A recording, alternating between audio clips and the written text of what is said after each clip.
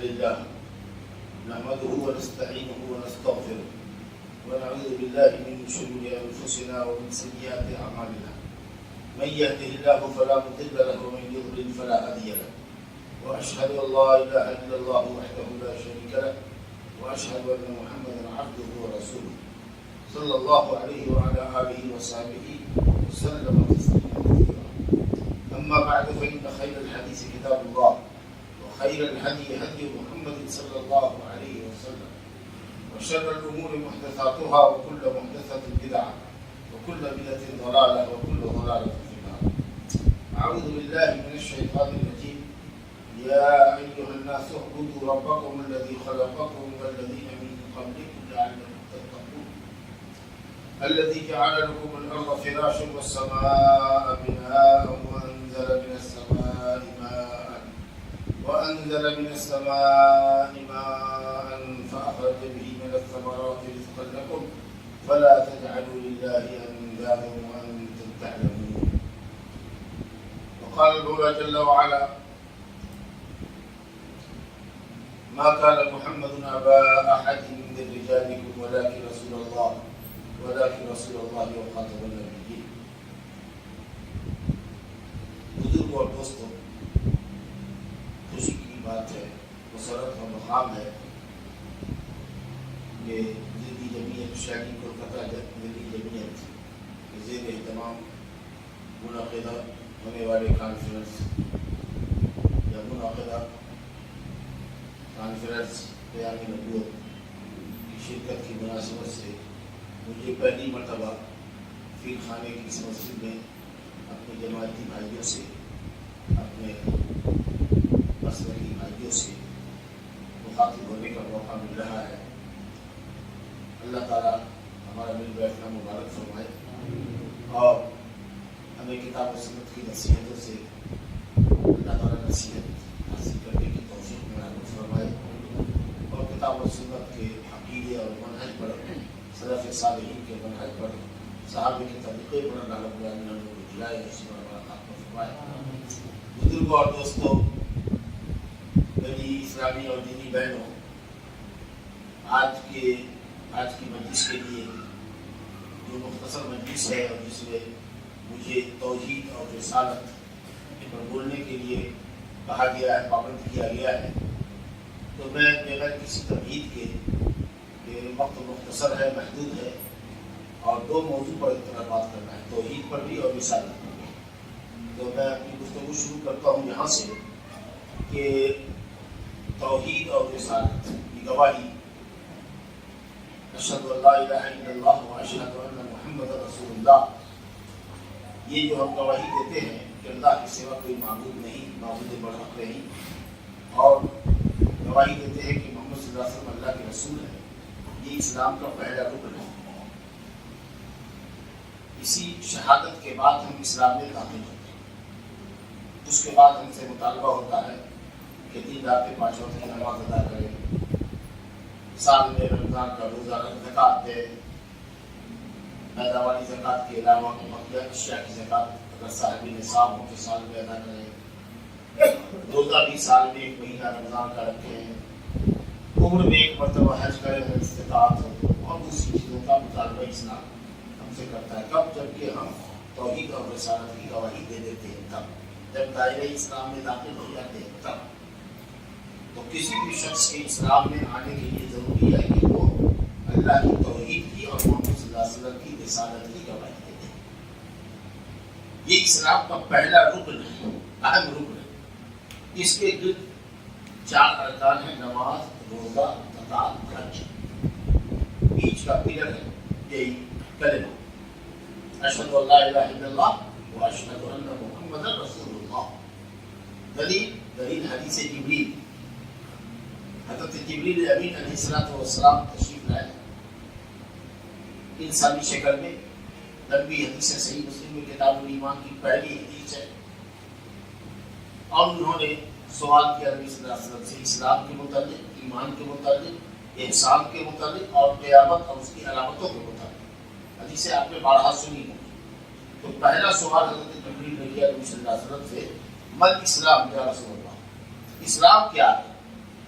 تو آپ نے فرمایا الاسلام ان تشهد اللہ الہ الا اللہ وان محمد رسول اللہ.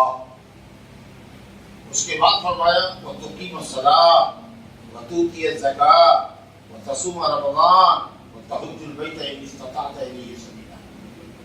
گواہی دو کہ اللہ کے سوا کوئی معبود نہیں اور گواہی دو کہ محمد صلی اللہ علیہ وسلم اللہ کے رسول ہیں.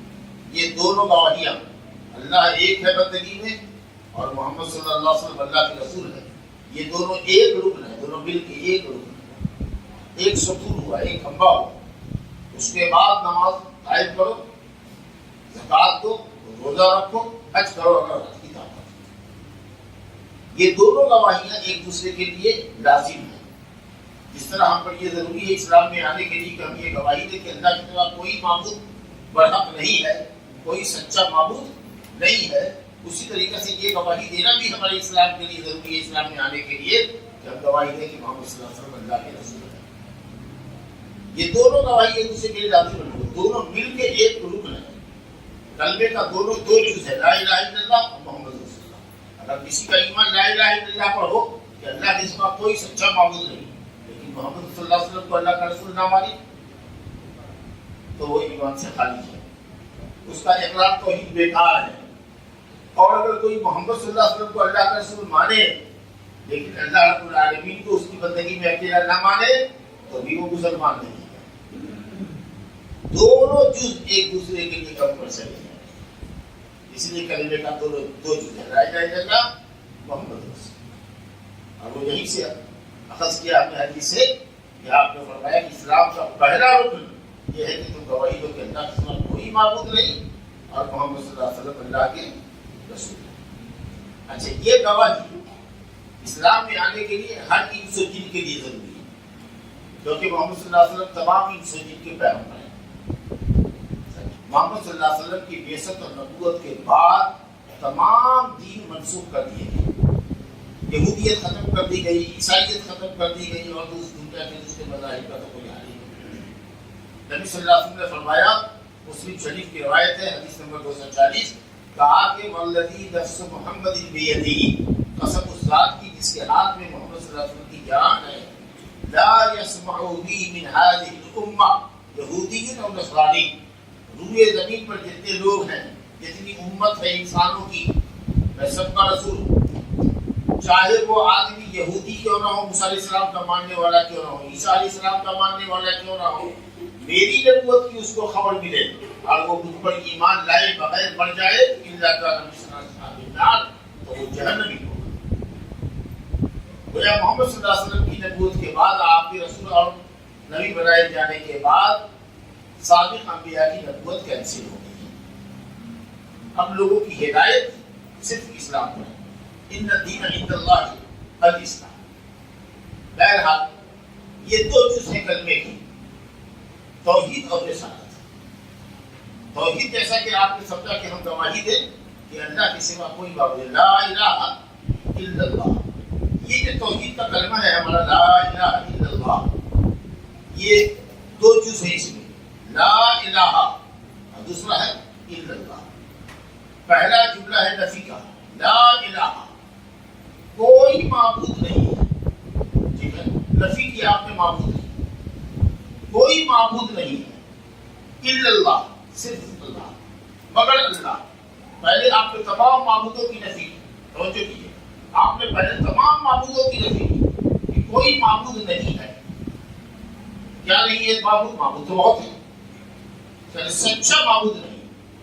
لا معبود حق, کوئی حق معبود نہیں ہے, سچا معبود نہیں ہے. جھوٹے معبود تو بنتے رہے, ہزاروں لاکھوں مل جائے گا. سچا معبود کوئی نہیں ہے مگر اللہ, یعنی ایک اکیلا اللہ ہی سچا معبود ہے. وہی بندگی کا سچا مستحق ہے, حقیقی مستحق ہے. باقی جس کی بھی بندگی کی جا رہی ہے اس کو باطل ہے, غلط ہے. یہ ہے توحید, لا الہ الا اللہ. پہلے نفی کیجیے, کوئی معبود نہیں ہے سچا. یہ سارے باطل معبودوں کی آپ نے نفی کر دی, ایک الہ حق جو سچا معبود ہے اس کا آپ نے اقرار کیا الا اللہ. اب یہ بات کہ صرف اللہ ہی حق معبود ہے, یہ قرآن کہتا ہے ذالک بان اللہ هو الحق سن لو کہ اللہ ہی ایک اکیلا معبود حق ہے، وَأَنَّ مَا يَدْعُونَ مِن دُونِهِ الْبَاطِلُ، اور دنیا والے ایک اللہ کے علاوہ جس کو بھی پکارتے ہیں یا جس کی بھی بندگی کرتے ہیں وہ سب باطل، یہ قرآن کہتا ہے ذَلِكَ بِأَنَّ اللَّهَ هُوَ الْحَقُّ، یہ کتنی تاکید، اللہ ہی ایک اکیلا معبود حق اور اس کے علاوہ جتنے ہیں وہ سب باطل، وَأَنَّ اللَّهَ هُوَ الْعَلِيُّ الْكَبِيرُ، اور اللہ علی ہے، اپنی ذات سے عرش کے اوپر ہے، اس کی صفات بلند و بالا ہے، اس کا مقام اور رتبہ بلند و بالا ہے اور بہت بڑا ہے، الکبیر۔ یہ توحید کا ہمارا جملہ ہے، نفی اور اثبات، پہلے معبودوں کی نفی کیجیے، باطل معبودوں کی، اور اس کے بعد اقرار کیجیے کہ صرف ایک اللہ الہ ہے، یہی توحید ہے۔ اللہ تعالیٰ فرماتا ہے قرآن مجید میں پہلی توحید کی جو آیت ہے جس میں آرڈر ہے، آرڈر یا ایھا الناس، دنیا کے تمام انسانوں کو خطاب کیا جاتا ہے، اے لوگوں اعبدوا اللہ، اعبدوا اللہ، یا ایھا الناس اعبدوا الذی، یا ایھا الناس اعبدوا، اے لوگوں عبادت کرو اس ہستی کی جس نے تم کو پیدا کیا اور تم سے پہلے کے لوگوں کو پیدا کیا، اعبدوا ربکم الذی خلقکم والذین من قبلکم لعلکم تتقون، اپنے اس پالنہار کی عبادت کرو جس نے تم کو پیدا کیا اور تم سے پہلے کے لوگوں کو، جس نے زمین کو چھاؤں بنایا، آسمان کو چھت بنائی تمہارے، اور آسمان سے بارش برسایا اور تمہارے کھانے کے لیے اللہ تعالیٰ نے انواع و اقسام کے غلے اور پھل فروٹ پیدا کیے، اور یہ تم سب جانتے ہو کہ یہ صرف اللہ ہی کرتا ہے، اللہ کے علاوہ کوئی بھی نہیں کرتا، تو پھر اللہ تعالیٰ کی عبادت میں دوسروں کو شریک کیوں ٹھہراتے؟ تو اب توحید کا مطلب کیا ہوا کہ ہم اس بات کی گواہی دیں کہ کائنات میں اللہ کے سوا کوئی معبود برحق نہیں ہے، معبود برحق سچا معبود ہے، یہ مانا جائے گا، سچا معبود حق معبود، معبود حقیقی کوئی نہیں ہے سوائے اللہ، یعنی یہ کی اکیلی ذات ہے جو بندگی کے لائق ہے۔ اس توحید کو کہتے ہیں توحید الوہیت، کی عبادت میں اللہ کے ساتھ کسی کو شریک نہ ٹھہرایا۔ تو توحید کی تعریف یہ ہوگی افراد اللہ تعالی بالعبادہ، اللہ تعالیٰ کو عبادت میں ایک اکیلا جاننا۔ یہ اس لیے تعریف کرتے ہیں کہ مشرکین کے درمیان اور اسلام کے درمیان جو چیز فرق ہے وہ یہی ہے، جو کہ مشرکین یہ مانتے تھے کہ کائنات کا خالق رازق مالک صرف اللہ ہے، وہ یہ مانتے تھے، وہ یہ بھی مانتے تھے کہ اللہ تعالیٰ کے نام بڑے پاکیزہ ہیں، بڑے بلند ہیں، اور اللہ تعالیٰ ہر صفات حسنہ سے متصف ہے، عیب سے پاک ہے، لیکن قصور کیا تھا، ان کا جرم کیا تھا کہ اللہ کی بندگی میں دوسروں کو شریک ٹھہراتے تھے، پیروں کو، ولیوں کو، جیسا کہ آج مسلمان کر رہا ہے، نظر و نیاز چڑھاتے تھے بزرگوں کے نام پر، اور قبروں کے اوپر اور بتوں کے اوپر جن کے مجسمے بنا رکھے تھے بزرگوں کے، ان کے نام پر جانور ذبح کرتے تھے، ان سے خوف کھاتے تھے، ان سے امیدیں رکھتے تھے، یہ ان کا شرک تھا۔ تو ربوبیت میں اور اللہ تعالیٰ کے اسماء و صفات میں، ناموں اور صفتوں میں کوئی شرک نہیں تھا ان کے یہاں۔ شرک اگر تھا تو عبادت ہے، جو چیز عبادت ہے جس سے اللہ راضی اور خوش ہوتا ہے اور جس پر بندے کو اللہ ثواب دیتا ہے، اس کو انہوں نے اولیاء کے درمیان بھی تقسیم کر رکھا تھا۔ اللہ کے نام کا بھی ذبیحہ کرتے تھے ثواب کے لیے، بزرگوں کے نام کا بھی ذبیحہ کرتے تھے، کچھ نظر و نیاز اللہ کے نام کی بھی مانتے تھے، کچھ بزرگوں کے نام کی بھی مانتے تھے جی، اور اموات سے جا کر مدد مانگتے تھے یا سفارش کرنے کی دعا درخواست کرتے تھے کہ آپ ہمارے لیے اللہ سے سفارش کرتے تھے، یہی ان کا جرم تھا۔ اس بات کا ثبوت کہ اللہ رب العالمین کو مشرکین رب مانتے تھے، رب بولے تو خالق، مالک، رازق، مدبر، کائنات کا چلانے والا اللہ ہی کو مانتے تھے مشرکین۔ قرآن مجید میں بیشتر مقامات پر آپ کو، بہت متعدد مقامات پر مشرکین کے یہ اقرار آپ کو ملے گی۔ مشرکین یہ اقرار کرتے تھے۔ سورہ یونس کی ایک مشہور آیت آپ کے سامنے پڑھتے ہیں، قل من یرزقکم من السماء والارض، أَمَّنْ يَمْلِكُ السَّمْعَ وَالْأَبْصَارَ وَمَنْ يُخْرِجُ الْحَيَّ مِنَ الْمَيِّتِ وَيُخْرِجُ الْمَيِّتَ مِنَ الْحَيِّ وَمَنْ يُدَبِّرُ الْأَمْرَ فَسَيَقُولُونَ اللَّهُ فَقُلْ أَفَلَا تَتَّقُونَ۔ اے نبی ان سے پوچھیے، قل کہیے، مکے والوں سے کہیے، مَن يَرْزُقُكُم مِّنَ السَّمَاءِ وَالْأَرْضِ، تمہیں آسمان سے اور زمین سے روزی کون دیتا ہے؟ مشرکین سے پوچھیے آسمان سے اور زمین سے روزی کون دیتا ہے، یعنی آسمان سے بارش کون برساتا ہے جو روزی کا سامان ہوتا ہے، روزی کا ذریعہ بنتا ہے؟ آسمان سے بارش کون برساتا ہے؟ اور زمین سے غلے کون اگاتا ہے، پھل فروٹ کون اگاتا ہے؟ تمہاری آنکھوں کا کانوں کا مالک کون ہے؟ کس نے تمہاری آنکھوں میں بصارت دی ہے، کانوں میں سماعت دی ہے؟ کون ہے جو زندے کو مردے سے نکالتا ہے؟ یخرج الحی من المیت، میت سے حی کو نکالتا ہے، گٹھلی سے پودا پیڑ نکالتا ہے، انڈے سے بچہ نکالتا ہے، منی سے انسان بناتا ہے اللہ،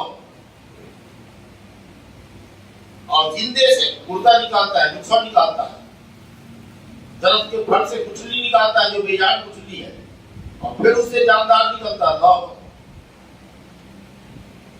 کون ہے جو زندے کو مردے سے نکالے، بے جان نطفے سے انسان کو پیدا کرے، اور پھر انسان سے بے جان نطفہ نکالے؟ وَمَن يُدَبِّرُ الْأَمْرَ، اور پوری کائنات کی تدبیر کون کرتا ہے؟ فَسَيَقُولُونَ اللَّهُ، تو بلا سوچے سمجھے، اتنا یقین ہے ان کو اس بات کی حقانیت کے اوپر، ان کو بلا تردد کے، بلا سوچے سمجھے نہیں، بلا تردد، بلا تفکر کے، بلا تردد کے وہ یہ کہیں گے کہ یہ البتہ اللہ ہی کرتا ہے۔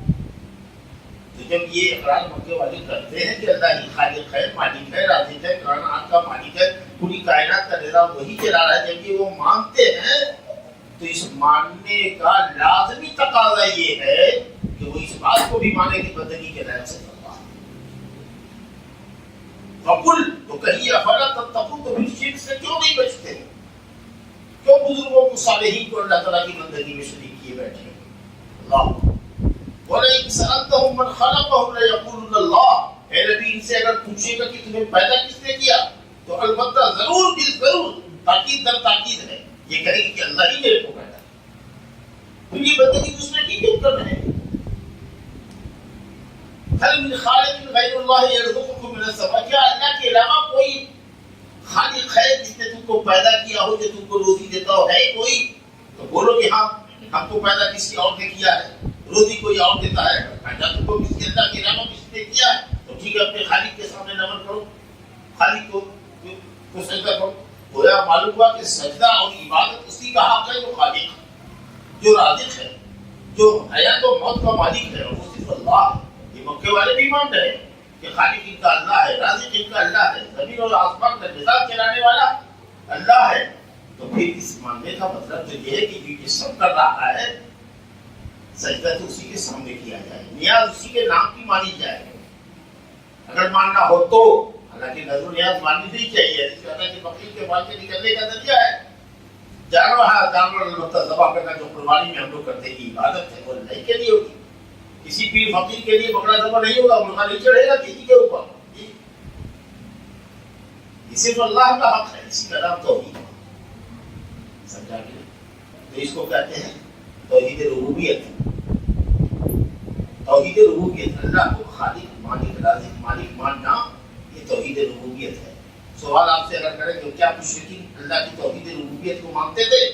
ہاں بالکل، بلا شک مانتے تھے۔ توحید ربوبیت کا مطلب اللہ کو رب ماننا، خالق، مالک، رازق، مدبر ماننا۔ یہ مکہ والے ہوتے تھے، ہاں پورا قرآن پڑھا ہوا ہے، ان کا اقرار موجود ہے۔ اور اسی طریقے سے اسی توحید ربوبیت کا پارٹ ہے توحید الاسماء و صفات۔ اللہ نے جو اپنے نام اور صفات قرآن مجید میں بیان کیے، اور نبی صلی اللہ علیہ وسلم نے جو اللہ کے نام اور صفات بیان کیے، ان پر ایمان لانا۔ یہ کہہ رہا ہے اگر اللہ تعالیٰ کی ہو الحی القیوم، اللہ حی کامل الحیات ہے،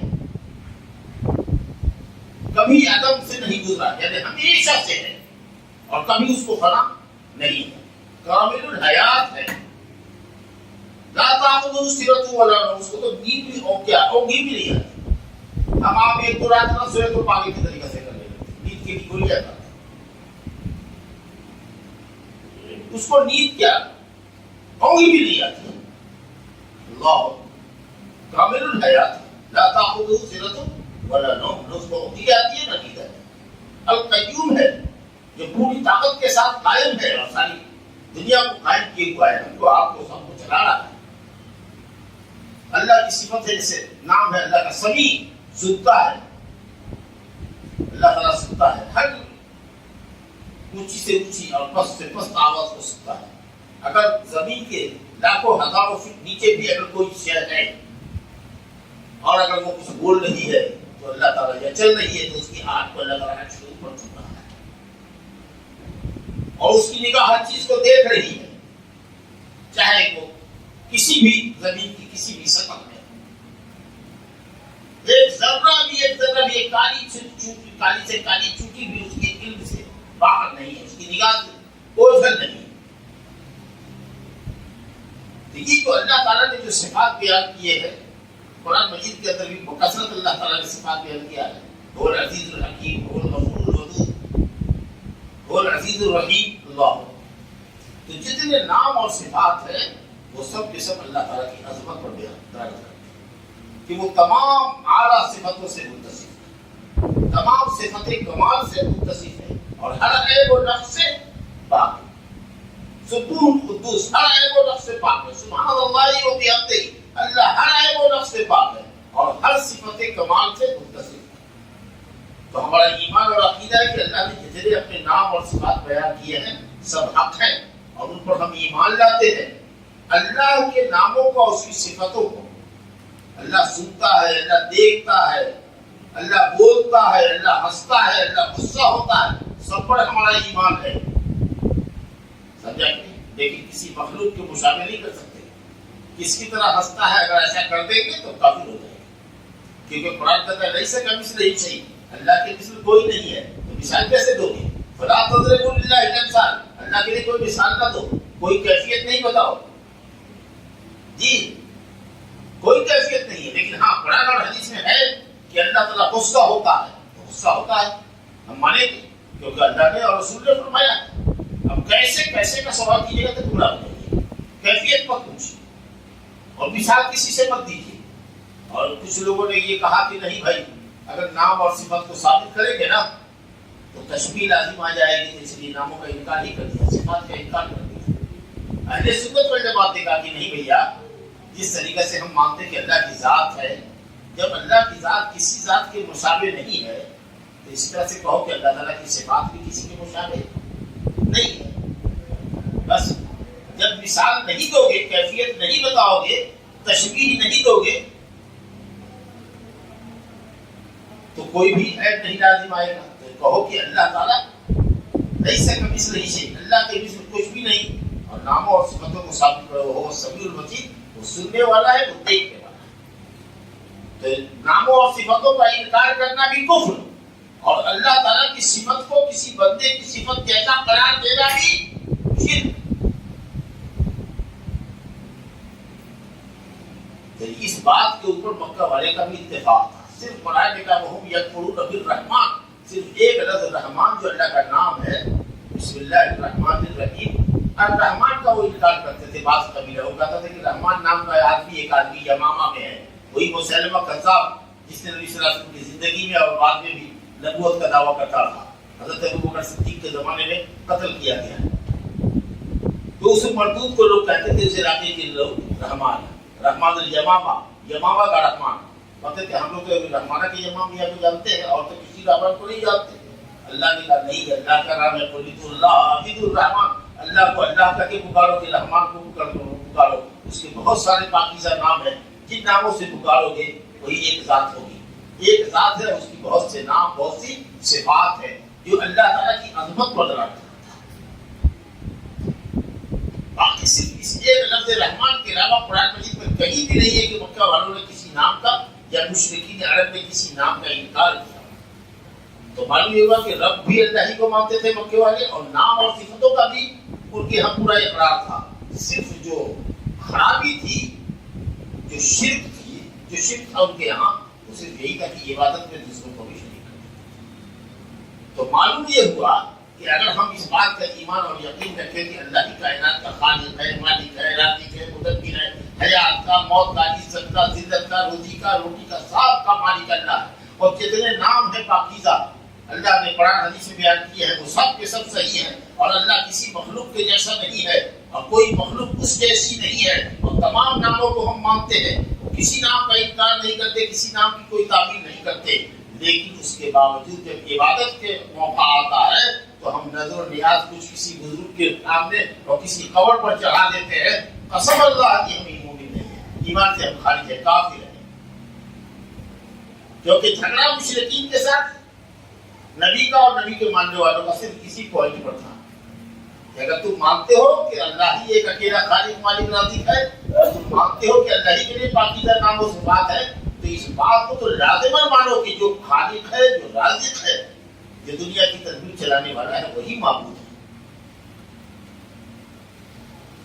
اور اسی طریقے سے جس کو ہم معبود سمجھتے ہیں اس کے اندر یہ صفات ہے کہ وہ خالق ہے، مالک ہے، رازق ہے۔ تو اگر کوئی کرتا ہے کلمہ لا الہ الا اللہ، اس کا معنی سمجھتا ہے کہ اللہ کے سوا کوئی معبود برحق نہیں، اس کے اوپر دل میں یقین رکھتا ہے، ادنا درجے کا شک نہ ہو کہ اللہ کے علاوہ بھی کائنات میں کوئی ہے جس کے لیے بندگی جائز ہے، دل ایک دم مطمئن ہو اور زبان سے اس کلمے کا اقرار کرے لا الہ الا اللہ، اور اپنے عمل سے بھی اس کو ثابت کرے کہ کائنات میں کوئی بھی ہستی ایسی نہیں ہے جس کی ہم بندگی کریں، جس کے سامنے ہم سجدہ بجانا ہے، جس کے سامنے ہم رکوع کریں، جس پر ہم قربانی کریں، جس پر ہم نذر و نیاز چڑھائیں، جس کے نام کی قسم کھائیں، جس سے ہم اولاد مانگیں، جس سے ہم شفا مانگیں، جس سے ہم اپنی مصیبت کو دور کرنے کے لیے کہیں، جس کے لیے ہم نماز پڑھیں، کائنات میں کوئی ایسا نہیں ہے۔ جب ہم یہ گواہی دیتے ہیں لا الہ الا اللہ کی، اس گواہی کے مطابق ہمارا عمل بھی ہو کہ ہم اپنی جملہ عبادات کو صرف اور صرف اللہ کا ہی سمجھ کر کے ادا کرتے ہوں، تب ہم مومن کامل ہوں گے۔ لیکن اگر ایک شخص لا الہ الا اللہ کہتا ہے زبان سے لیکن دل میں کفر چھپائے ہوا ہے، دل میں اس کے کفر ہے، تو کون کیا کہلانے گا؟ وہ منافق۔ کیا کہلانے گا؟ منافق، کیونکہ منافق کلمہ زبان سے پڑھتے تھے جو مدینے میں تھے اور دل میں کفر چھپائے ہوئے تھے۔ جی اچھا، ایک آدمی دل میں ایمان رکھتا ہے، ٹھیک ہے، اور زبان سے کلمہ بھی پڑھتا ہے لا الہ الا اللہ، لیکن اس کا عمل شرکیہ ہے، قبر پر جاتا ہے، سجدہ کرتا ہے، نذر و نیاز چڑھاتا ہے، رکوع کرتا ہے، طواف کرتا ہے، وہ کیا ہے؟ کافر۔ ایک شخص دل میں کفر چھپائے ہوا ہے، زبان سے کلمہ پڑھتا ہے، آتا ہے، نماز بھی پڑھتا ہے، قبر پہ نہیں جاتا، مگر دل میں کفر چھپائے ہوا ہے، قول میں اس کے اللہ ہے، عمل بھی بظاہر مسلمانوں جیسا کر رہا ہے، توحید والوں جیسا عمل کر رہا ہے، لیکن دل میں کفر چھپائے ہوا ہے، کون کیا کہلانے گا؟ منافق۔ وہ بھی دائمی جہنمی ہوگا، وہ بھی دائمی جہنمی ہوگا، کیونکہ اس کے دل میں کفر ہے۔ تمہارے دل میں کفر نہیں ہے، تمہاری زبان پر بھی کفر یا کلمہ نہیں ہے، لیکن تمہارا عمل کافروں جیسا ہے، غیر اللہ کے سامنے سجدہ ریز ہو، غیر اللہ کے سامنے نذر و نیاز چڑھاتے ہو، قسم اللہ کی تم کافر ہو۔ کافر اور مومن دونوں جہنم میں ہوں گے۔ ان اللہ جامع المنافقین جامع الکافرین والمنافقین فی جہنم جمیعا، اللہ ایسے منافقوں کو جن کے دل میں کفر ہے اور ایسے کافروں کو جن کا عمل کافروں جیسا ہے، جو رب کو مانتے ہی نہیں ہے کلمے سے، یا دل سے نہیں مانتے، عمل سے نہیں مانتے، اور وہ جو زبان سے کلمہ اشہد ان لا الہ الا اللہ کا تو پڑھتا ہے، جیسے ہمارے مسلمان جو پہ وہ مسلمان کہتے ہیں کلمہ پڑھتے ہیں، لیکن عمل ان کا یہ ہے کہ وہ سب کو سجدے میں ڈالے ہوئے قبر والوں کے سامنے سجدہ کر رہے ہیں، قبر والوں سے اپنی بپتا کہہ رہے ہیں، قبر والوں سے اپنی مصیبت دور کرنے کی گزارش کر رہے ہیں، قبر والوں سے اولاد مانگ رہے ہیں، صحت مانگ رہے ہیں۔ ایسے لوگ کیا ہوئے؟ کافر۔ مسلمان کون ہوگا؟ جس کے دل میں ہو کہ اللہ کے سوا کوئی معبود نہیں، یقین، اعتقاد، پختہ عقیدہ ہو اس کا، دل اس حقیقت پر مطمئن ہو کہ کائنات میں کوئی ہستی جب خالق مالک رازق نہیں ہے، حیات و موت کی مالک نہیں ہے، تو کائنات میں کوئی ہستی عبادت کے رہے، ٹھیک ہے۔ اور اسی کا اقرار ہم زبان سے کریں، اشہد ان لا الہ الا اللہ، کوئی معبود کائنات میں کوئی معبود سچا نہیں ہے، جس کی بھی جہاں پرستی ہو رہی ہے، جس شکل میں ہو رہی ہے، وہ سب باطل معبود ہے، بندگی کے لائق صرف اللہ ہے، عبادت تو صرف اسی کا حق ہے، اور عمل سے بھی ہم یہی ثابت کرتے ہیں کہ ہم اللہ کے علاوہ کسی کے سامنے سر و سجود نہیں ہوتے، ہم اللہ کے علاوہ کسی کے سامنے سر و نظر نہیں کرتے، ہم اللہ کے علاوہ کسی سے امید نہیں رکھتے ایسے کاموں کی جو صرف اللہ کرتا ہو۔ اللہ کے سوا کسی سے ہم خوف نہیں کھاتے، ایسا خوف جو عبادت کے لیے ہو، تب جا کر کے ہم مومن ہوتے ہیں۔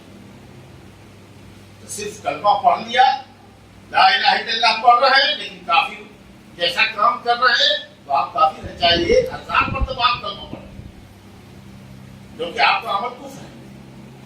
تو اس لیے پکے مومن کے لیے ضروری ہے کہ دل میں بھی ایمان ہو، زبان پر بھی کلمہ توحید ہو اور عمل میں بھی توحید ہو کہ بندگی بلا شرکت غیر اب اللہ کے لیے۔ اس لیے کیسی ہی مصیبت آئے اس کا دور کرنے والا صرف اور صرف اللہ ہے۔ یہ ایمان آپ یقین رکھو گے، شیطان بہکا کر کے مزاروں پر ڈالے جائے، بھٹکائے نہیں۔ اما یجیب المضطر اذا دعاه ویکشف السوء ویجعلکم خلفاء الارض الہ مع اللہ۔ کون ہے جو تمہاری مصیبت کو دور کرے، جو پریشان حال کی پریشانی کو سنے اور اس کی مصیبت کو دور کرے، دروازہ پریشان حال کی پریشانی کو دور کرے؟ کیا اللہ سوال کرتا ہے الہ مع اللہ، کیا اللہ کے ساتھ بھی کوئی دوسرا اللہ ہے جو یہ کرتا ہو؟ تو ہم شیطان نے کہا کیا ہمارے لات اس دور مناتے ایسا کرتے ہیں؟ اور تم کیسے مشکل کشا اور حاجت روا دوسروں کو مانتے ہو، داتا بخش گنج بخش کہتے ہو دوسروں کو؟ تو تم سے تو اچھے مشرکین تھے کہ جب ان سے کہا گیا کہ کہو لا الہ الا اللہ، تو وہ عربی دان تھے، وہ جانتے تھے کہ اس کلمے کے اقرار کا مطلب یہ ہے کہ تمام معبودوں سے اپنا رشتہ توڑنا پڑے گا اور صرف اللہ کو ایک معبود ماننا پڑے گا۔ تو انہوں نے کہا کہ نہ بھیا ہم سے یہ نہ ہوگا، ہم اپنے معبودوں کو اپنے بزرگوں کو نہ چھوڑیں گے۔ یہ تو کلمہ کہہ رہا ہے کہ تمام معبودوں کو چھوڑ کر کے صرف ایک اللہ کی پرستش کرو، ہم کو یہ گوارا نہیں ہے۔ انہوں نے انکار کر دیا، تم کلمہ بھی پڑھ رہے ہو اور تم جا کے شرک بھی کر رہے ہو، تو تم اس امت کے کتنے بڑے منافق ہو، عمل میں تمہارے کتنا بڑا نفاق ہے، قول میں اور عمل میں کتنا بڑا تضاد ہے تمہارے۔ تو کھلا ہوا مشرک اس نے کہہ دیا کہ نہیں، اس کلمے کا مطلب یہ ہے کہ صرف ایک اللہ کی پرستش کرو، نہیں ہم سے نہیں ہوگا، معاف کرو۔ لیکن ہم کیسے نادان ہیں کہ ہم کلمہ بھی پڑھ رہے ہیں، اقرار کر رہے ہیں دنیا والوں کے سامنے کہ اللہ کے ساتھ کوئی عبادت نہیں ہے، کوئی مشکل کشا نہیں، کوئی حاجت روا نہیں، اور پھر اس کے بعد مصیبت میں جب پڑھتے ہیں تو اللہ کے سامنے گریبانگی کرنے کے بجائے ہم یہاں وہاں بھٹکتے ہیں اور ایسے لوگوں سے مانگتے ہیں جو منو بھر مٹی کے نیچے دفن ہے، جو خود ہماری آپ کی دعاؤں کے محتاج ہیں، آپ ان سے اپنی حاجتیں پیش کر رہے ہیں۔ قسم اللہ اس سے بڑا جرم اور کیا ہوگا۔ اسی لیے اہل علم میں اہل توحید نے لکھا ہے کہ آج کے جو مشرک مسلمان ہیں جو شرک کا کام کرتے ہیں، ان کا شرک مکہ والوں کے شرک سے بڑھ کے، کیونکہ انہوں نے کلمہ نہیں پڑھا، وہ جانتے تھے کہ کلمے کا کیا مطلب ہے، اور اتنے بڑے ظالم ہیں کہ کلمہ بھی پڑھتے ہیں اور شرک بھی کرتے ہیں۔ تو یہ ہے میرے بزرگوں توحید کہ اللہ تعالیٰ کو ہم اس کا رب ہونے میں، اللہ تعالیٰ کو اس کے ناموں اور صفتوں میں یگانہ و یکتا جانے۔ الحمدللہ یہ دو اقرار کہ اللہ رب ہے، خالق ہے، مالک ہے، اور اللہ تعالیٰ تمام صفات کمال سے متصف ہے، عیب و نقص سے پاک ہے، یہ دونوں توحید کا اقرار، توحید ربوبیت اور توحید الاسماء و صفات، یہ مکے والوں کے یہاں بھی تھا، سمجھا؟ تو ایک چیز نہیں تھی اور وہ یہ ہے کہ عبادت خالص اللہ کے لیے نہیں تھی۔ تو جب تک کہ عبادت خالص اللہ کے لیے نہ کی جائے اس وقت تک آدمی موحد نہیں ہو سکتا، اس وقت تک وہ آدمی موحد نہیں ہو سکتا، مسلمان نہیں ہو سکتا۔ مشرکین کے یہاں چونکہ عقیدہ یہی تھا، وہ بزرگان جن کو بھی اللہ کے سامنے وسیلہ بنا کر کے پیش کرتے تھے، پوچھا جاتا تھا ان سے کہ کیوں ان کی عبادت کرتے ہیں، کیوں ان کی عبادت کرتے ہیں، کیوں چڑھاوا چڑھاتے ہیں، کیوں نظر و نیاز چڑھاتے ہیں؟ وہ کہتے تھے کہ لِيُقَرِّبُونَا إِلَى اللَّهِ زُلْفَىٰ، تاکہ یہ بزرگان دین ہم کو اللہ سے قریب کرتے، سفارش کرتے۔ وَيَعْبُدُونَ مِن دُونِ اللَّهِ مَا لَا يَضُرُّهُمْ وَلَا يَنفَعُهُمْ وَيَقُولُونَ هَؤُلَاءِ شُفَعَاؤُنَا عِندَ اللَّهِ، وَيَقُولُونَ هَؤُلَاءِ شُفَعَاؤُنَا عِندَ اللَّهِ، ایسوں کو پکارتے ہیں جو نہ ان سے تکلیفوں کو دور کر سکتا ہے، نہ ان کو نفع سے بہرہور کر سکتا ہے۔ پھر پوچھو کہ کیوں عبادت کرتے ہو، تو شفاعہ ہے، سفارش کر دیں گے اللہ۔ اللہ کہتا ہے کہ ہم تو نہیں چاہتے کہ کائنات میں کوئی ہے جو ہمارے پاس سفارش کرے۔ تو ان کو کیسے پتا چل گیا کہ اللہ کے پاس سفارش کرتے؟ قیامت کے دن سفارش ہوگی، اور جس کو ہم کہیں گے جس کو ہم اجازت دیں گے وہ سفارش کرے گا. لا الہ الا اللہ. ہم جس کو اجازت دیں گے اللہ کی اجازت کے بغیر کوئی کسی کی سفارش نہیں کرے گا. یاد رکھیے اللہ کے بغیر، اللہ کی اجازت کے بغیر کوئی کسی کی سفارش نہیں کرے گا. اب اس وقت جو لوگ جا رہے ہیں مزاروں پر وہ سفارشی کیا اسی سے مانگ رہے ہیں. یہ جو کلمہ ہے مشرکین نے اس کلمے کا اقرار نہیں کیا کیونکہ وہ عربی جانتے، وہ جانتے تھے اس کا مطلب. اور ہم لاکھ سمجھاتے ہیں لوگوں سے کہ توحید یہ ہے کہ اللہ کے سوا کسی اور سے اپنا رشتہ نہ رکھو، کسی اور سے اللہ کے سوا مدد نہ مانگو، ایسے کاموں کے لیے اللہ کے علاوہ کسی اور کو نہ پکارو جس پر اللہ کے سوا کوئی قادر نہیں. اولاد دینے پر کوئی قادر ہے؟ مکے والوں سے کہا جاتا تھا کون پر تم کو پیدا کرتا ہے، کون تم کو اولاد دیتا ہے؟ پتہ اللہ. تب کیوں پوجا کرتے؟ کہا کہ ہم ان کے چڑھاتے تاکہ یہ اللہ کو کہے کہ اللہ فلاں کو اولاد دے. اگر یہی عقیدہ رکھ کر کے آپ قبر پر جاتے ہیں، بزرگوں کو پکارتے ہیں، نظر و نیاز سے آتے ہیں کہ آپ بزرگ ہیں، اللہ سے آپ سفارش کر دیجئے کہ ہم کو اولاد دے دے، ہماری مصیبت دور کر دے، تو آپ مکہ والے کے کفر کے برابر ہو گئے. اور اگر آپ یہ کہیے گا کہ نہیں بابا آپ اولاد دے دیجئے، بابا آپ اچھا کر دیجئے، ہماری بپتا مصیبت دور کر دیجئے، تو آپ تو اسی کو شفا دینے والا، اولاد دینے والا مان رہے ہیں، جو کہ مکہ والے کبھی نہیں مانتے تھے. مکہ والے تو صرف سفارشی وسیلہ اور ذریعہ بناتے تھے. آپ تو ڈائریکٹ ان سے کہہ رہے ہیں ابھی سنیے میری فریاد سن لیجیے، میں خالی ہاتھ نہیں جاؤں گا، میری جھولی بھر دیجیے، اس کو اولاد دے دیجیے. آپ تو ڈائریکٹ اسی سے مانگ رہے ہیں. تو بتائیے آپ کا شرک مکے والوں کے شرک سے بڑھ کے ہوا کہ اسی شرک کی وجہ سے اللہ نے مکے والوں کے سارے اعمال کو ضائع اور برباد کر دیا. وَقَدِمْنَا إِلَىٰ مَا عَمِلُوا مِنْ عَمَلٍ فَجَعَلْنَاهُ هَبَاءً مَنثُورًا. مکے والے جتنے اچھے عمل کرتے رہے ہوں، مسکین کو کھلاتے رہے ہوں، مہمان نوازی کرتے رہے ہوں، غلاموں کو آزاد کرتے رہے ہوں، خیر خیرات کرتے رہے ہوں، اللہ نے کہا کہ سارے عملوں کو ہم نے تینوں کے معنی اڑا دیا. کیوں؟ اس لیے کہ ان کے عقیدے میں کفر تھا، شرک تھا. تو معلوم ہوا کہ ہر چند کے آدمی اس بات کی گواہی دے کہ کائنات کا خالق مالک اللہ ہے. ہر چند کے اس بات کی گواہی دے کہ تمام صفات کمال سے اللہ متصف ہے. لیکن اس بات کی گواہی نہ دے اور اس بات کو عمل سے ثابت نہ کرے کہ اللہ ہی ایک اکیلا معبود سچا معبود ہے، جب تک اس کو ہم اپنے دل سے نہیں اقرار کریں گے، دل میں اس بات کو یقین نہیں کریں گے، اور زبان سے جب تک اس بات کا اقرار نہیں کریں گے کائنات میں اللہ کے سوا کوئی عبادت کے لائق نہیں، کوئی مشکل کشا نہیں، کوئی حاجت روا نہیں، اور اپنے عمل سے جب تک اس بات کو ثابت نہیں کریں گے کہ ہم واحد ہے، اس وقت تک قسم اللہ کے ہم مومن نہیں ہو سکتے. تو یہ ہے توحید، اور یہ ہے وہ پہلا واجب اللہ کا ہم پر جس کے لیے اس نے ہم کو پیدا کیا. وما خلقت الجن والانس الا لیعبدون. اللہ کہتا ہے کہ میں نے انس و جن کو پیدا کیا ہے صرف اپنی عبادت کے لیے. جتنے رسول اللہ نے بھیجے ہیں سب رسول اس لیے بھیجے اللہ نے، جاؤ دنیا والوں کو کہو اعبدوا اللہ، صرف اللہ کی بندگی کرو، اللہ کے علاوہ دنیا میں جس کسی کی بھی بندگی ہو رہی ہے اس سے دور رہو، بھاگو، اجتناب کرو. تو ہماری پیدائش کا مقصد، انبیاء اور رسول کے بھیجے جانے کا مقصد، تمام آسمانی کتابوں کے اتارے جانے کا مطلب صرف یہی ہے کہ ہم اپنی بندگی صرف اللہ کے لیے خاص کریں. تو بندگی صرف نماز روزہ زکات نہیں ہے، آرزو میں لگانا، خوف کھانا، امیدیں رکھنا، نظر و نیاز چڑھانا، جانور ذبح کرنا، قربانی دینا، اور اللہ کے علاوہ کسی کو پکارنا ایسے کاموں کے لیے جس کام پر اللہ کے سوا کوئی قادر نہیں ہے. یہ شرک اکبر ہے، اور جو اس شرک میں ملوث ہے جب تک وہ توبہ نہیں کرتا، اگر وہ مر جائے گا تو دائمی جہنمی ہوگا، دائمی جہنمی، کیونکہ وہ مشرک مرے گا. اور اللہ نے کہا انہ من یشرک باللہ فقد حرم اللہ علیہ الجنہ. جو شرک کر کے مرے گا چاہے وہ کتنا ہی نمازی کیوں نہ ہو، روزے دار کیوں نہ ہو، ہر سال حج کیوں نہ کرتا ہو، لیکن اگر اس کا عقیدہ صحیح نہیں ہے، توحید کا عقیدہ اس کا صحیح نہیں ہے، پھر وہ دائمی جہنمی ہوگا، اللہ کی جنت اس پر حرام. میرے بزرگوں دوستوں، کسی بھی عبادت کا جس کے کرنے کا اللہ نے اپنے لیے حکم دیا ہے، چاہے وہ عبادت قولی ہو کہ فعلی ہو، اس کا غیر اللہ کے لیے انجام دینا شرک اکبر ہے. مثلا سجدہ کر دینا غیر اللہ کے لیے، رکوع کر دینا غیر اللہ کے لیے، جانور ذبح کرنا غیر اللہ کے لیے، مدد مانگنا ایسے کاموں کے لیے جس پر مدد صرف اللہ کر سکتا ہے، جی پکارنا ایسے کاموں کے لیے جس کو صرف اللہ کر سکتا ہے، غیر اللہ کو پکارنا. یہ شرک اکبر ہے، اس کا کرنے والا اسلام سے خارج ہے۔ اور کچھ شرک اصغر ہے، وہ سب اسباب اور ذرائع جو شرک تک لے جانے والے ہیں، اس کو کہتے ہیں شرک اصغر، چھوٹا چھوٹا۔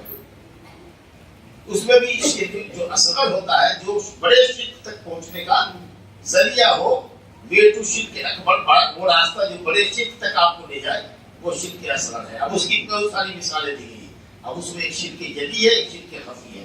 کوئی کڑا پہنتا ہے، کڑائی نہیں پہنتے ہو بھائی، ہاتھ میں درد رہتا ہے، اس کو سبب مانتے ہو، نہ کہیں قرآن اور حدیث میں نہیں ہے کہ یہ کڑا تمہاری تکلیف کے دور کرنے کا سبب ہے، ذریعہ ہے۔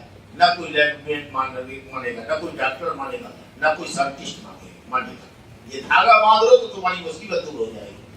دھاگے کو سبب بنا کر کے آپ استعمال کر رہے ہیں کہ ہم سے مصیبت کو دور کرنے کا ذریعہ ہے، تو یہ شرک اصغر ہے۔ اور اگر آپ یہ سمجھتے ہیں کہ یہ دھاگا ہی ہم کو شفا دیتا ہے، یہ کڑا ہی ہم کو شفا دیتا ہے جو ہم نے پہنا ہوا ہے، یہ بازار سے جو دھاگا بندھوا کے لائے یہ ہم سے بیماری کو یہی دور کرے گا، تو شرک اکبر کو آپ اسلام سے خارج۔ لیکن کہا نہیں، شفا تو اللہ دیتا ہے، لیکن اس دھاگے کے مادھیم سے دیتا ہے، یہ ذریعہ ہے، تو یہ شرک اصغر سمجھا۔ اور اسی طریقے سے کوئی کہے کہ اللہ چاہے اور آپ چاہیے، اوپر اللہ ہے ہمارے لیے، نیچے آپ ہے، تو یہ شرک اصغر ہے، جلی واضح لفظ میں آپ غیر کو اللہ کے ساتھ پارٹنر بنانا ہے، اللہ اور آپ۔ حدیث میں کہ صرف وہی ہوگا جو اللہ چاہے گا، اور اگر کہنا ہو تو یہ کہو کہ اللہ چاہے پھر آپ چاہیے گا، کیونکہ آپ نہیں چاہ سکتے جب تک کہ اللہ نہ چاہے۔ فرسٹ اللہ دے دیو، تب پھر کا یہ مطلب ہے ثم اللہ پھر آپ، پھر کا مطلب کہ آپ نہیں چاہ سکتے ہیں ہمارے لیے کچھ، یا ہم آپ کو تبھی ذکر کرتے جب کہ اللہ چاہے۔ اللہ چاہے گا پھر آپ چاہیے گا، پھر بھی ہوتا ہے کہ آپ کا چاہنا اللہ کے چاہنے کے بعد ہی ہوگا۔ اور اگر کوئی کہ اللہ چاہے اور آپ چاہیے تو اس میں شراکت ہوگی۔ اگر آپ کہیے زید آیا، عمر آیا، بکر آیا اور خالد آیا، چار آیا، لیکن اس میں ترتیب نہیں ہوئی کہ کون پہلے آیا۔ لیکن اگر آپ یہ کہتے ہیں زید آیا، پھر عمر آیا، پھر خالد آیا، پھر بکر آیا، تو سمجھ میں آ گیا کہ ترتیب ہوئی، یہ پہلے آیا پھر ہوا۔ لیکن کہیے گا زید اور عمر اور خالد اینڈ میں سب برابر ہو جائے گا، تو اگر کہنا ہو تو یہ کہو کہ وہی ہوگا جو صرف اللہ چاہے گا، یہ اعلیٰ درجے کی توحید ہوئی۔ لیکن اگر کہنا ہی ہو تو یہ کہو کہ اللہ چاہے گا پھر آپ چاہیے گا تو ہو جائے گا۔ لیکن یہ کہو کہ اللہ چاہے اور آپ چاہیے تو یہ شرک اصغر ہوگا۔ اسی طریقے سے باپ دادا کے نام کی قسم کھانا، اولاد کی قسم کھانا، بیوی کی قسم کھانا، اپنی قسم کھانا، یہ شرک اصغر ہے۔ اللہ صحابہ کہتے تھے، حضرت عبداللہ بن مسعود نے کہا کہ اللہ کے نام کی جھوٹی قسم کھانا مجھ کو پسند ہے اس بات سے کہ میں اللہ کے علاوہ کی سچی قسم کھاؤں۔ حالانکہ حضرت عبداللہ بن مسعود جیسے صحابی نہ اللہ کی جھوٹی قسم کھا سکتے ہیں، غیر اللہ کی نہیں، لیکن کنفیوژن کر رہے ہیں کہ اللہ کے علاوہ کی کسی انسان کی، باپ دادا کی اگر ہم سچی بھی قسم کھاتے ہیں تو یہ شرک ہے، جبکہ اللہ کی جھوٹی قسم کھانا یہ جھوٹ ہے، وہ شرک ہے، یہ جھوٹ ہے۔ اگرچہ وہ شرک اصغر ہے، لیکن شرک اصغر چھوٹا شرک بھی کسی بھی بڑے سے بڑے گناہ سے بڑھ کے، شرک کے علاوہ کسی بھی بڑے سے بڑے گناہ سے بڑھ کے۔ تو یہ سب جو دھاگا اور کڑا اور اس طرح کی جو چیزیں بنوا کے لوگ لاتے ہیں، یا اس طریقے سے کہتے ہیں کہ اگر ہمارے گھر میں کتا نہیں ہوتا نا تو رات چوری ہو جاتی ہے، تو کتا اتنا بھوکا کیوں دیکھ گئے؟ ارے کتے کو بھوکایا کس نے؟ ہو سکتا ہے وہ سویا رہا تھا، چوری کر کے چلا جاتا۔ تو کتیا نہ ہوتی تو بطخ نہ ہوتا، تو مرغی نہ ہوتی گھر میں، بلی نہ ہوتی تو ہمارے یہاں یہ چوری ہوگی۔ جس اللہ نے بچایا تم کو وہ یاد نہیں رہا، ارے اگر آپ نہیں آئے تھے تو ہماری تو جان ختم تھی۔ سمجھا؟ اس نے دھکا دے کر کے سڑک سے ہٹا دیا، تیز گاڑی کے آپ دس میں آ رہے تو یہ الحمدللہ تیرا شکر اللہ، تو نے اپنے بندے کو بھیج دیا کسی کو، اللہ نے مجھے بچایا، پھر آپ نے مجھے بچایا، پھر تو سمجھ میں آتا ہے۔ لیکن آپ نہیں ہوتے یا آپ نہیں بچاتے تو میں ختم ہو جاتے، کہاں جا رہے ہیں؟ کتنا وہم ہے بتائیے، تو کتنا ایمان کمزور ہے۔ بلی نے راستہ کاٹ دیا تو گاڑی روک لو، لائٹ آف کر لو، کٹ کا نشان لگا دو، تب آگے بڑھو، نہیں تو فتنے میں پڑ جاؤ گے، دھوکے میں پڑ جاؤ گے۔ یہی مسلمان کا ایمان ہے۔ اتنا کمزور ایمان اپنا رکھتے ہو اللہ کے اوپر، جب کہتے ہو کہ نافع اللہ ہے، نفع دینے والا وہ ہے اور تکلیف سے دوچار کرنے والا بھی وہی ہے، تو تم نے بلی کو، کتوں کو اپنے لیے فائدہ مند بنا لیا۔ دیکھو اللہ تعالیٰ جب کسی بندے کو چاہتا ہے نا، اس کا کام بنانا چاہتا ہے، تو اسباب بھی وہی پیدا کرتا ہے. تو مانگ رہے آپ کو اللہ سے کہ اللہ عطا کرتے ہماری یہ مصیبت دور کر دے.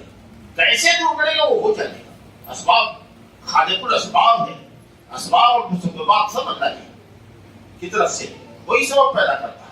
تو اس لیے جو بھی کچھ کہنا ہو، جیسے بھی کچھ کہنا ہو، وہ صرف اللہ سے کیجیے، صرف اللہ سے اپیل لگائیے. یہ توحید ہوئی. دوسرا جو عنوان ہے آپ کا اسی مضمون کے اندر دیکھیے دوسرا عنوان یہ تھا اسی کلمے کا جسے محمد رسول اللہ، محمد اللہ صلی اللہ علیہ وسلم اللہ تعالیٰ کے رسول. یہ رسول کیا ہوتے ہیں اور نبی کیا ہوتے ہیں؟ یہ سب میسنجر ہوتے ہیں اللہ کے. اللہ کا پیغام اس کے بندوں تک پہنچاتے ہیں. ان کی ڈیوٹی ہوتی ہے، وہ بھی سبب اور ذریعہ ہی ہے کہ لوگوں کو دین کی بات سمجھاؤ اور ان کو غلط راستے سے نکال کر سیدھے راستے پر لگانے کی کوشش کرو. ان کو غلط سمجھ بتاؤ، صحیح سمجھ بتاؤ. رہنمائی کا کام کرنا، راہ دکھانے کا کام کرنا. راہ پر چلانے والا صرف اللہ، ہدایت دینے والا صرف اللہ. آپ یاد رکھیے محمد صلی اللہ علیہ وسلم کے چچا ابو طالب پوری زندگی بھر وہ شخص مکے میں محمد صلی اللہ علیہ وسلم کی مدد کرتا رہا، سینہ سفر رہا، خطرات کو اپنے اوپر لیتا رہا، آپ کا دفاع کرتا رہا، ڈیفینس کرتا رہا محمد صلی اللہ علیہ وسلم کا. اس لیے کہ وہ آپ کا چچا تھا. کلمہ نہیں اس نے پڑھا. اور نبی صلی اللہ علیہ وسلم گئے ان کے پاس، کہا کہ مرنے کے وقت بھی کلمہ پڑھ لو چچا، لا الہ الا اللہ کہہ دو. یہ کلمہ وہ ہوگا کہ اس سے ہم آپ کی اسلام کی حجت ثابت کرے گی کہ آپ مسلمان بنے. جی بہرحال تقدیر میں ایمان اور اسلام نہیں لکھا ہوا تھا. آخری بات کئی مرتبہ کی پیشی کے بعد کہ اسلام قبول کر لو، بغل بغل میں دو ساتھی تھا، مشرک کو کہتا تھا کہ جی ابو طالب مرنے کے وقت میں باپ دادا کا دین چھوڑو گے کیا، اپنے بھتیجے کے بات میں آتے ہو. آخری بات تیسری مرتبہ اس نے کہا کہ بیٹے مجھ کو میرے حال پہ چھوڑ دو، میں عبد المطلب کی ہی ملت پر بڑھوں گا، اپنے باپ دادا کے دین پر. سوچیے نبی صاحب کا کیا حال ہوا ہوگا، کتنے پریشان ہوئے ہوں گے. اللہ تعالیٰ ایسے وقت میں کہتا ہے انک لا تہدی من احببت ولکن اللہ یہدی من یشاء. اے نبی آپ جس کو چاہیں کہ اس کو ہدایت مل جائے تو اس کو ہدایت نہیں مل سکتی. ہم جس کو چاہیں تو اس کو ہدایت ملے گی. سوچیے اگر نبی صلی اللہ علیہ وسلم کے ہاتھ میں کسی کو ہدایت دینا ہوتا، راہ پہ چلا دینا ہوتا، تو قسم اللہ کی دنیا میں سب سے زیادہ اس کا مستحق ابو طالب تھا. لیکن آپ اس کو ہدایت نہیں دے سکے. تو نبی کا کام اور نبی کے وارثین کا کام صرف آپ کو آپ کی رہنمائی ہے، راہ دکھانا، راہ پر چلا دینا، حق کی راہ پر چلا دینا صرف اللہ کا کام. اس لیے ہم دعا کرتے ہیں اپنی ہر نماز میں اور ہر نماز کی ہر رکعت میں اہدنا الصراط المستقیم، اللہ صراط مستقیم کی ہدایت دے، صراط مستقیم پر ہم کو چلا، صراط مستقیم پر گامزن رکھ. کون صراط مستقیم؟ وہ جو راستہ اللہ کا ہے، کتاب اللہ کا، سنت رسول اللہ کا. اس راستے پر اللہ تعالیٰ ہم کو جمع کے رکھے، ثابت قدم. تو ہدایت نبی، ہدایت کا کون سا معنی نبی کے ہاتھ میں ہے؟ راہ دکھانا. اور ہدایت دینا، ہدایت نصیب کر دینا، ہدایت کی راہ پہ لگا دینا صرف اللہ کا. تو بہرحال میں یہ عرض کر رہا تھا کہ نبی اور رسول جو ہوتے ہیں وہ میسنجر ہوتے ہیں اللہ تعالیٰ. رسول کا معنی فرستادہ، بھیجا ہوا، جس کو اللہ رب العالمین بھیجتا ہے اپنے پیغام کے ساتھ کہ جاؤ دنیا والوں کو اللہ کے عذاب سے ڈراؤ اور اہل توحید کو جنت کی بشارت دو. شرک میں جو لوگ لت پت ہیں ان کو شرک سے نکالنے کی کوشش کرو، شرک کے برے انجام سے ان کو آگاہ کرو، توحید کی اہمیت اور فضیلت بتاؤ، ایمان و یقین کی راہ دکھلاؤ. اس کے لیے اللہ تعالیٰ بھیجتا ہے. یہ رسول کی ذمہ داری ہوتی ہے. اچھا عورتیں خاموش رہیں. یہ کیوں اللہ تعالیٰ نے رسولوں کا سلسلہ بھیجا ہے؟ اس کا فائدہ کیا ہے؟ بات مختصر کرتے ہیں. پوائنٹ اللہ کہتا ہے سورہ آل عمران میں، سورہ نساء میں اللہ فرماتا ہے رسولا مبشرین و منذرین لئلا یکون للناس علی اللہ حجۃ بعد الرسول. ہم نے رسولوں کو بھیجا ہے بشارت دینے والا، خوشخبری سنانے والا بنا کر اور ڈرانے والا بنا کر. خوشخبری کس کے لیے؟ اہل ایمان و اہل توحید کے لیے، نیک عمل کرنے والوں کے لیے. دنیا اور آخرت کی بشارت ہو کہ دنیا بھی پاکیزہ رہے گی، آخرت میں جنت ملے گی. ومنذرین، اور شرک کرنے والوں کو ڈراؤ، شرک کے برے انجام سے، بھیانک انجام سے شرک کرنے والوں کو ڈراؤ. رسول مبشرین ومنذرین، بشارت دینے والا ڈرانے والا بنا کر بھیجا. کیوں؟ لئلا یکون للناس علی اللہ حجہ، تاکہ کل کو قیامت کے دن کوئی اللہ کے سامنے یہ حجت نہ پیش کر سکے کہ ہمارے پاس تو کوئی تیرا میسنجر نہیں آیا تھا. تو آپ کا عذر کاٹنے کے لیے، ختم کرنے کے لیے کہ مجھ کو کوئی ڈرانے والا نہیں آیا تھا، مجھ کو کوئی حق کی راہ دکھانے والا نہیں آیا تھا، اس لیے اللہ نے رسولوں اور نبیوں کے سلسلوں کو قائم کیا. پہلا رسول، پہلے نبی حضرت آدم علیہ السلام، ٹھیک ہے، اور یہ آخری نبی محمد صلی اللہ علیہ وسلم. اب اس درمیان میں نبیوں کا ایک لمبا سلسلہ ہے. حدیث ابوذر کے اندر ہے کہ 1,24,000 انبیاء کرام ہیں اور رسول آئے 313 یا 315.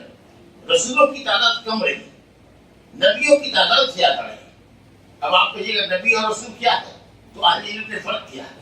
کہا رسول کا مقام اونچا ہوتا ہے، اس کے پاس اپنی شریعت ہوتی ہے، اللہ کی طرف سے شریعت بھی ہوتی ہے، کتاب اترتی ہے. وہ کسی پہلے کے نبی کا یا رسول کا فالوور نہیں ہوتا، اپنی اس کی شریعت ہوتی ہے. وہ دوسرے نبی کا، پہلے کے نبی کا فالوور نہیں ہوتا. نبی جو ہوتا ہے وہ صاحب شریعت نہیں ہوتا، وہ اپنے سے پہلے والے رسول کی رسالت کو پھیلاتا ہے. آپ سمجھے؟ رسول کا مقام اونچا ہے. جو بھی رسول ہے وہ نبی ہے، لیکن ہر نبی رسول نہیں ہے. نبی صاحب کتاب نہیں ہوتا، رسول صاحب کتاب ہوتا ہے، اس کے بعد پوری شریعت اترتی ہے. سمجھا؟ باقی رہا تبلیغ اور ارشاد، نبی کا بھی کام ہے اور رسول کا بھی کام ہے، لیکن رسول صاحب شریعت ہوتا ہے، اس کی مستقل شریعت ہوتی ہے. وہ کسی پہلے رسول کی شریعت کا فالوور نہیں ہوتا. اور نبی اپنے سے پہلے رسول کی دعوت کو پھیلاتا ہے. سمجھا؟ تو انبیاء بہت ہوئے، 1,24,000 انبیاء اور رسول 313 ہی، 315 ہی ہوئے. اچھا، اس میں بھی صرف 25 پیغمبروں کا ذکر قرآن نے کیا. تو ابھی ان کو بائی نیم ہم جانتے ہیں جس کو قرآن نے ذکر کیا. سمجھا؟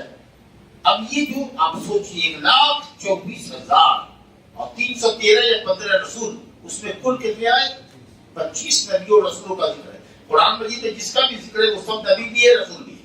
ٹھیک ہے، تو چلیے بھائی 25 رسول جانتے ہیں، تو کہاں 315 میں 25 برس. اب آپ سوچیے 285 290 کے قریب جو ہے رسول کو بھی ہم نہیں جانتے، اور انبیاء کرام تو 1,24,000 ہے.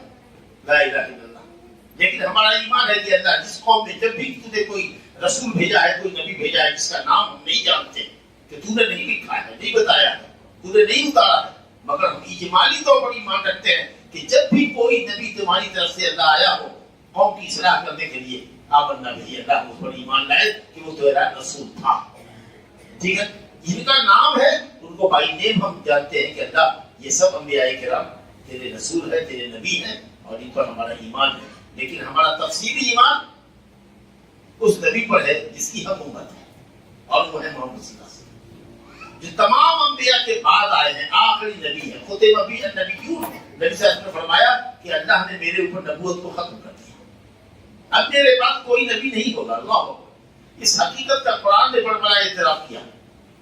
کہا ما کان محمد ابا احد من رجالکم، سورہ احزاب آیت نمبر 40 میں اللہ تعالیٰ فرماتا ہے، 40ویں آیت ہے، کہ محمد صلی اللہ علیہ وسلم تم میں سے کسی مرد کے باپ نہیں. جو بھی اللہ تعالیٰ نے اولاد نرینہ دی تھی بیٹا، وہ سب کو بچپن میں ہی اٹھا دیا. آپ نے منہ بولا بیٹا بنا رکھا تھا زید بن حارثہ. اللہ نے کہا نہیں، منہ بولا بیٹا کسی کا بیٹا نہیں ہوتا. اے نبی آپ کسی مرد کے باپ نہیں، وہ سب بچپن میں ہی رخصت ہو گئے آپ کے بیٹے، یعنی آپ بیٹیوں کے باپ. لہذا زید ابن حارثہ کو زید بن محمد مت کہو، جس کا بیٹا ہے اسی کا بیٹا کہنا ہے. ٹھیک ہے، ولیکن رسول اللہ، نبی تم میں سے کسی مرد کے باپ تو نہیں ہے، نطفے اور سلبی کے اعتبار سے، نسلی اعتبار سے. بلد کا کوئی رشتہ باپ بیٹے کا کسی مرد کے ساتھ ان کا قائد نہیں ہے. ولیکن رسول اللہ، وہ اللہ کے رسول ہے، وہ خاتم النبیین یا وہ خاتم النبیین، اور نبیوں کے سلسلے پر مہر لگانے والے. آخری مہر کا کام کیا ہوتا ہے؟ آخر میں لگتا ہے. پورا یہ لیٹر تیار ہو جاتا ہے، صاحب کا دستخط ہو جائے گا، اس کے بعد ڈسپیچنگ آور میں اس کے اوپر مہر لگے گا، پھر اس کے بعد دفاع بند ہوگا، مہر لگ کر کے مہر آخری کا سیل لگنا.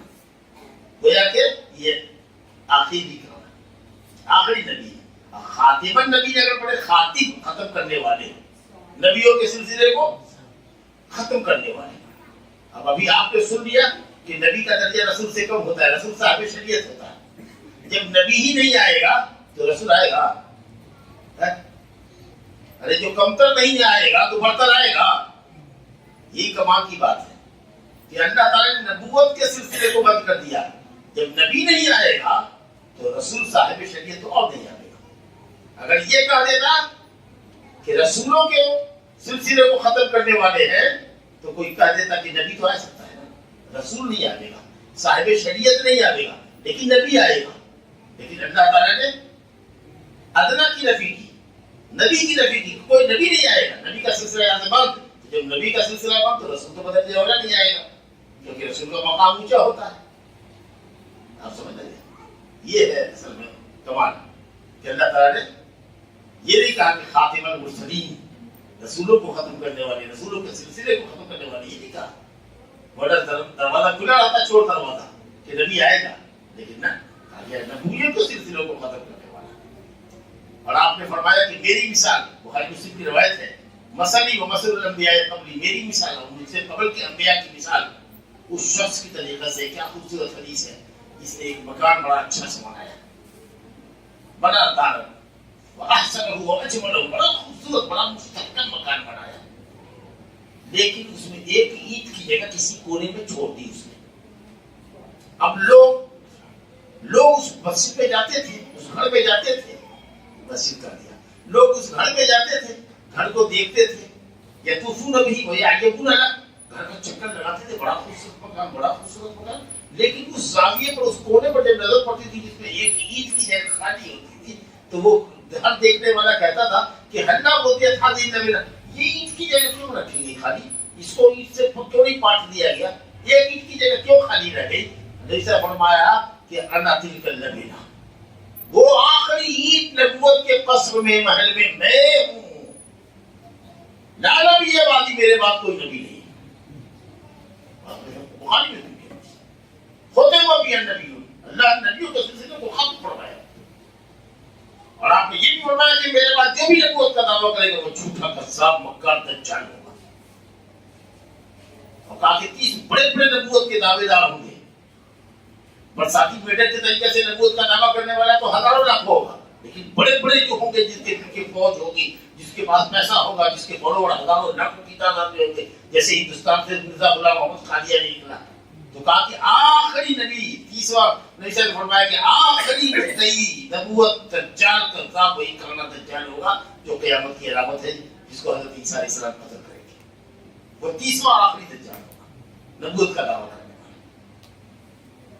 تو ہم کیا آپ سے کہہ رہے تھے کہ انبیاء کرام 1,24,000 اور رسول اللہ 313 یا 315، اس میں 25 نبیوں کا ذکر آیا.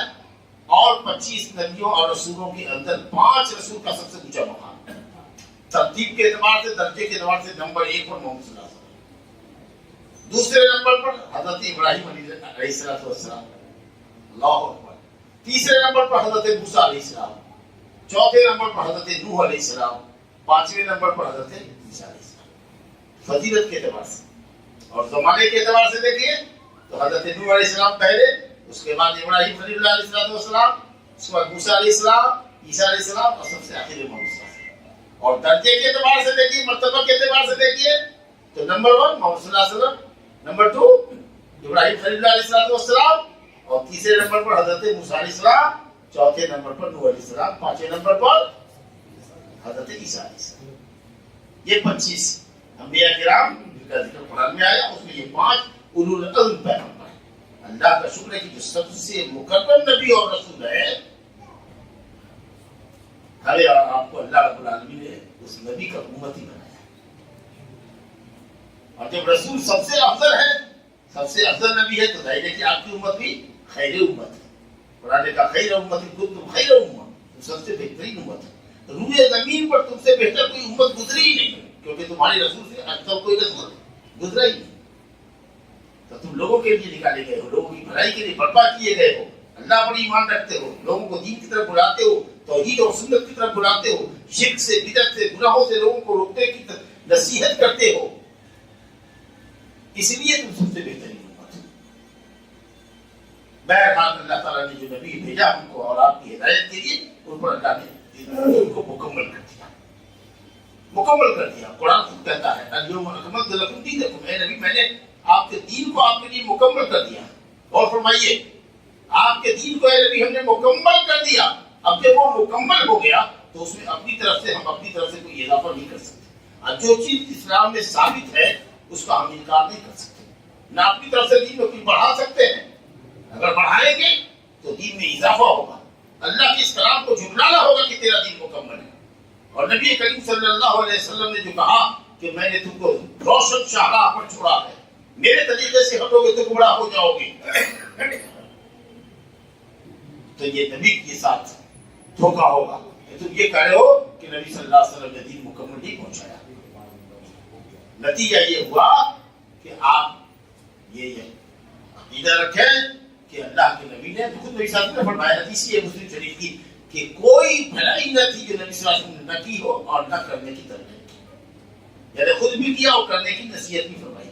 اب کوئی شر نہ تھا جس سے نبی صلی اللہ علیہ وسلم خود نہ رکے ہو اور ہم کو رکنے کی ترغیب نہ کی۔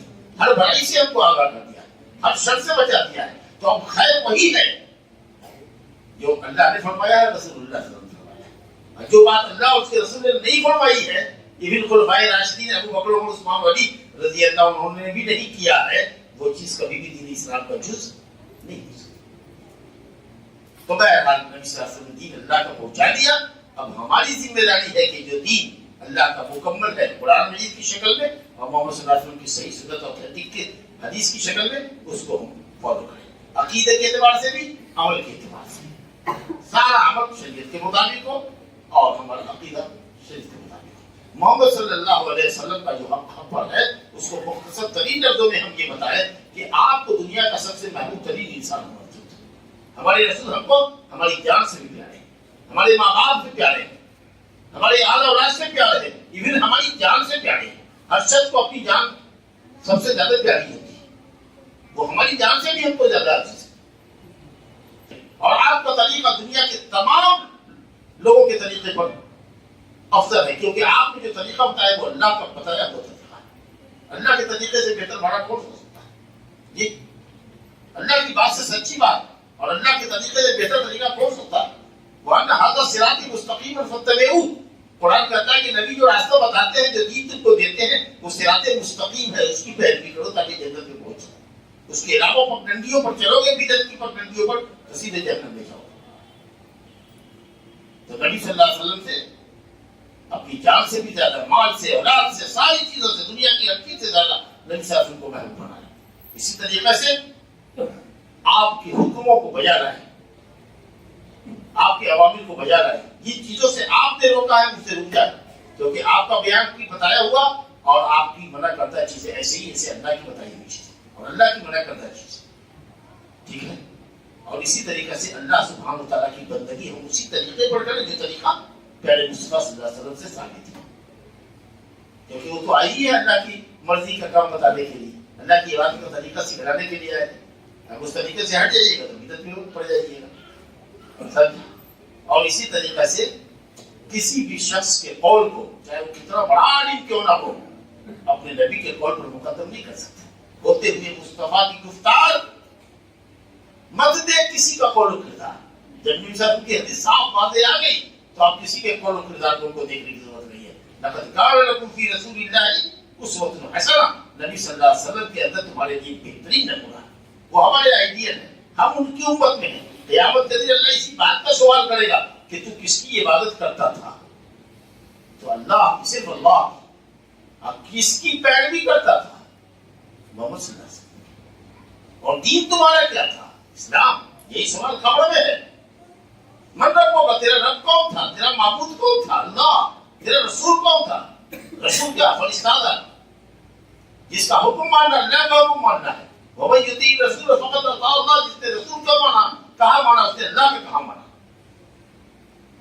تو رسول کی پیروی۔ اور تمہارا دین کیا تھا؟ اسلام۔ اسلام جو نام ہے مکمل تابعداری کا، کس کی؟ اللہ کی تابعداری۔ جی، تو یہی سوال ہے قبر میں، یہی سوال ہے حشر میں کہ تو کس کی پرستش کرتا تھا، کس کے بتائے ہوئے طریقے پر چلتا تھا. یہ توحید ہے اور یہی رسالت ہے. لہٰذا ہم کسی کی بات کو نبی کی بات پر مقدم نہیں کر سکتے. اور یہ عقیدہ اسی کے ساتھ رکھیں کہ محمد صلی اللہ علیہ وسلم آخری نبی اور رسول ہے. آپ کے بعد کوئی نبی بھی نہیں آئے گا، کوئی رسول نہیں آئے گا. جو نبوت کا دعویٰ کرے گا وہ جھوٹا ہے. تو یہ رسالت ہے. اور رسالت کے سلسلے میں آپ کو بتا دیں چلتے چلتے کہ صاحب جتنے رسول آئے وہ سب کے سب مرد تھے، سب انسانوں میں سے تھے. کوئی جن میں نبی نہیں آیا، کوئی جن میں رسول نہیں آیا. جو لوگ جن مسلمان ہوئے وہ نبیوں سے، انسان نبیوں سے دین کی بات سیکھ کر اپنی قوم میں ڈرانے والے بن کر کے جایا کرتے تھے کہ بھائی شرک سے بچو، گناہ سے بچو. منذرین ہوتے تھے، ڈرانے والے ہوتے تھے، داعی ہوتے تھے. داعی دین کی دعوت دے جاتے تھے. کوئی رسول نہیں آیا. وما ارسلنا من قبلک الا رجالا نوحی الیہم. اے نبی ہم نے آپ سے پہلے جتنے رسول کو بھیجے وہ سب کے سب مرد تھے. مرد، کوئی عورت نہیں تھی، کوئی عورت نہیں تھی اور کوئی غیر انسان نہیں تھا. سب کا سب بشر تھا، سب کا سب انسان تھا، سب کا سب انسان تھا. اور سب کے سب ماشاء اللہ سب کے سب شہر سے ہوتے تھے. وما ارسلنا من قبلک الا رجالا من اہل القری. سب کے سب شہر سے ہوتے تھے. کوئی بادیہ کا نہیں ہوتا تھا، کوئی انتہائی دور کے ولیج کا نہیں ہوتا تھا، کوئی جنگلی علاقے کا نہیں ہوتا تھا. کیونکہ بہت دیہاتی جو بادیہ میں ہوں ان کے اندر جوڑ و جفا زیادہ ہوتا ہے، سویلائز نہیں ہوتے ہیں، تہذیب ثقافت نہیں ہوتی ہے. دل بڑا ان کا سخت ہوتا ہے، زبان بڑی ٹیڑھی ہوتی ہے ان کی. بڑی بستیوں میں رہنے والے، بڑے بڑے ولیج میں رہنے والے، شہروں میں رہنے والے مہذب ہوتے ہیں، باتوں کو سمجھتے ہیں. تو اللہ نے فرمایا کہ سب کے سب شہر سے ہوتے تھے اور سب کے سب مرد تھے، کوئی عورت نہیں تھی. بہرحال نبی صلی اللہ علیہ وسلم ہمارے جو نبی ہے رسول ہے اللہ، ہمیں اور آپ کو آپ کا سچا امتی بننے کی توفیق عطا فرمائے. یہ سب سے افضل ہے اور ہم سب سے افضل امت ہے. اور رسول اللہ صلی اللہ علیہ وسلم نے دین کو بکمال و تمام اپنی امت کے حوالے کر دیا ہے. اور اللہ کے فضل سے دین محفوظ ہے اور قیامت تک محفوظ رہے گا. اور حق پر قائم رہنے والی ایک جماعت، اللہ کے نبی نے فرمایا کہ بہت گمراہیاں ہوگی، ساری امت ہماری گمراہ ہو جائے گی. بڑے بڑے میجر 73 فرقے ہوں گے اور فرقے میں بھی سینکڑوں فرقے ہو سکتے ہیں، ہزاروں ہو جائیں گے. لیکن ان میجر فرقوں میں 73 فرقوں میں ایک فرقہ ایسا ہوگا جو جنتی ہوگا، اور وہ ہوگا جو میرے طریقے پر، میرے صحابہ کے طریقے پر ہوگا. بس وہ ہوگا جو میرے طریقے پر اور میرے صحابہ کے طریقے پر ہوگا. اللہ تعالیٰ ہم کو آپ صلی اللہ علیہ وسلم کے طریقے پر اور آپ کے صحابہ کرام کے طریقے پر رکھ کے صحیح اہل سنت والجماعت بنائے، سنت والا بنائے، صحابہ کے طریقے پر عمل کرنے والا بنائے. اللہ تعالیٰ ہمیں اپنی توحید کو اور عقیدہ رسالت کو ہر طرح کی علائشوں سے پاک صاف عقیدے کو قبول کرنے، سمجھنے اور ان کے تقاضوں کو پورا کرنے کی توفیق عطا فرمائے. آمین. وآخر دعوانا الحمد للہ رب العالمین. صلی اللہ علیہ وسلم محمد وآلہ وصحبہ.